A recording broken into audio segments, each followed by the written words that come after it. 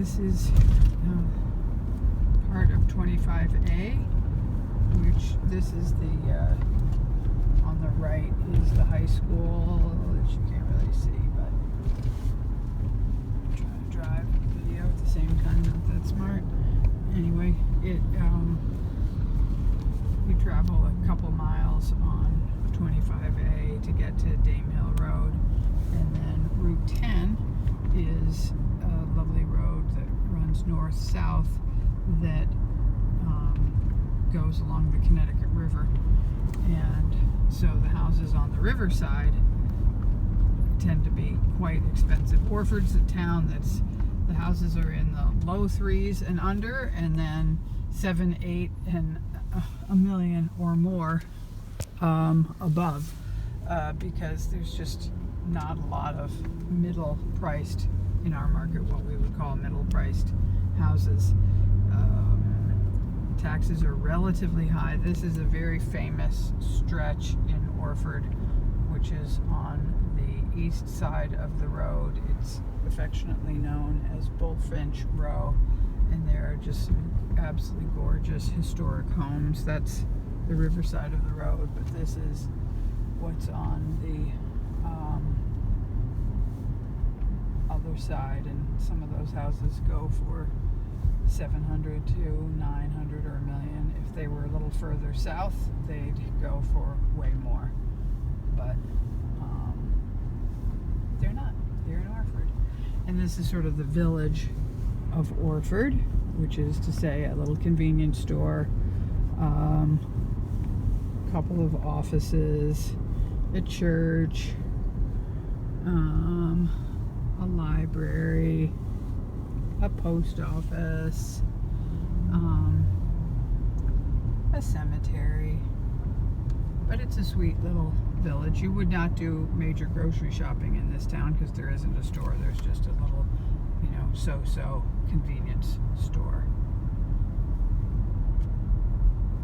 And so we're traveling along on Route 10, north of town. And, whoops, sorry. I'm trying to do, as you can see, multitasking. Go a couple miles, just about 1 mile actually, out of town. And then here is Dublin Road. And there is the Connecticut River. Dublin Road, and you saw that other property on Dame Hill Road had frontage on Jacobs Brook.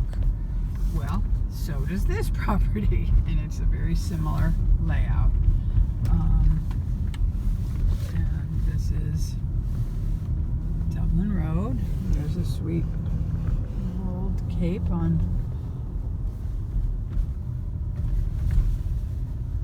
I just want to make sure I'm going in the right direction. Sometimes there's Jacobs Brook down there, which is pretty awesome. You'll hear it when we get out of the car. It really roars. It's very dramatic and cool.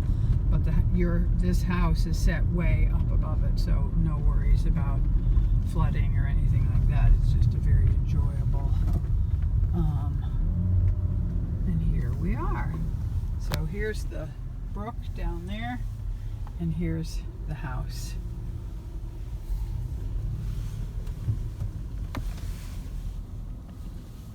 And I will end this video for now.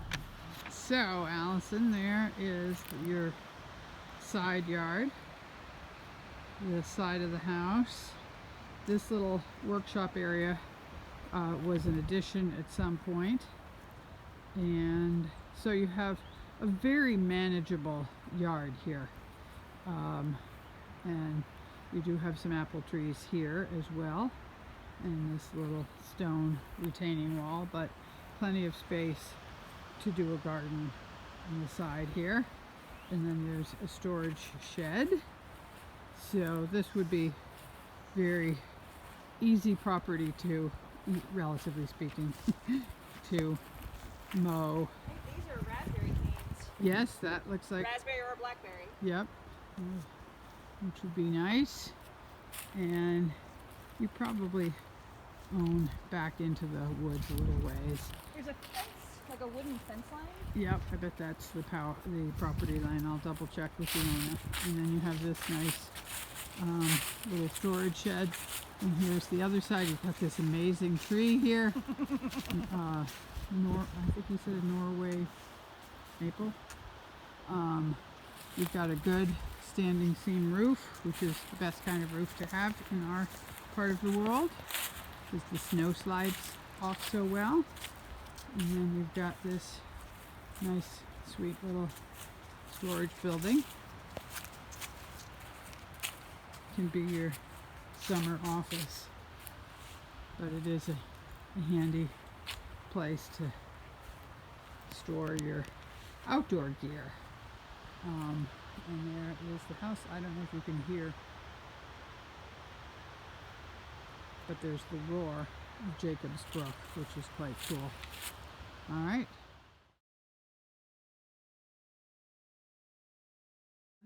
The door, the so-called back door, and there's a very nice mudroom with lots of hooks for all your gear.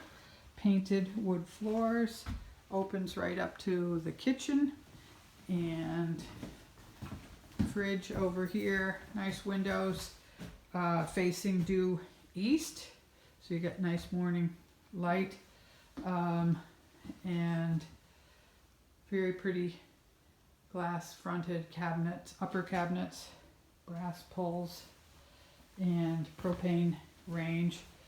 And it's an efficient galley kitchen. And then, yes, a nice wrought iron pot hanging deal.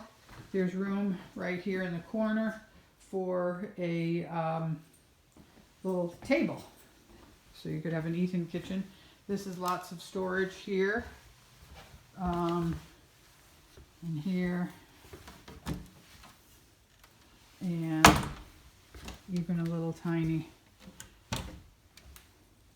storage there. Then there's about an 8-inch step up. Again, painted wooden floors. Most people would probably use this as their dining room.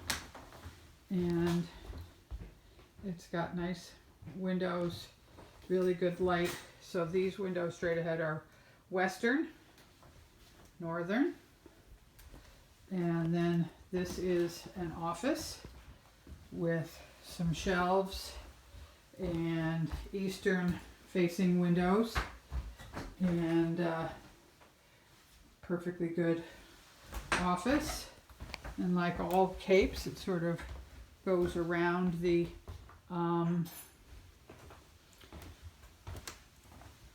there's a front door, and then the center staircase. And then on the other side of the staircase is what would be probably used as your living room, which has a working fireplace. Again, painted wooden floors, pretty 6/6 windows, built-in bookcases, and more built-ins over here. But these are beautiful south-facing windows, so you might have a garden out there. And then off the living room is a heated space, sort of a transition space for storage. And then this particular seller uses this room. He's used it as a workshop. It was an addition to the house, so it has higher ceilings, one step down, but it is heated, has a door to the outside,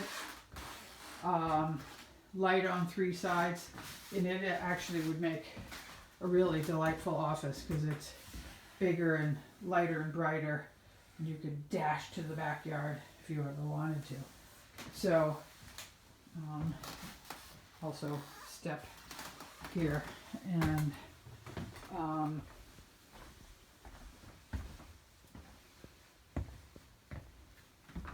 so this is the hallway down toward the kitchen, and here is the south and west facing. Remind myself and you that the Christmas cactus stays.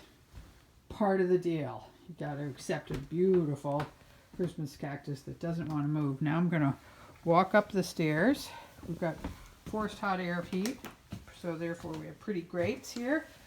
And we walk up, painted floors, which is a very common New England theme, which is lovely. So bathroom at the top of the stairs and two nice bright bedrooms on either side of the stairs. Again, eastern light and southern light. In this one, there's a neighbor's shed, barn, and then with a beautiful brick federal behind it. You can't really see, but very good closet space. The whole width of the room, and then storage space in the eaves. And then here's the upstairs bathroom, which has a shower, oversized shower with a seat, nice single sink, built-ins, and a toilet. And across the hall is another bedroom, and again, east facing windows, morning light. One northern facing window, there's your neighbor, which is in a beautiful house. And again, big closets, the width of the room, and storage space below. Now we're in a very traditional historic basement, which is the original stone foundation, and then it has all been sealed with foam, and it's very nice basement in that this foam really makes a big difference on your heating costs. There's your forced hot air furnace and the ductwork for it, and a stone foundation is extremely common in New Hampshire. It might have some seasonal moisture, but there's no sign. You can see when you look here, there's no sign of, that there's been standing water.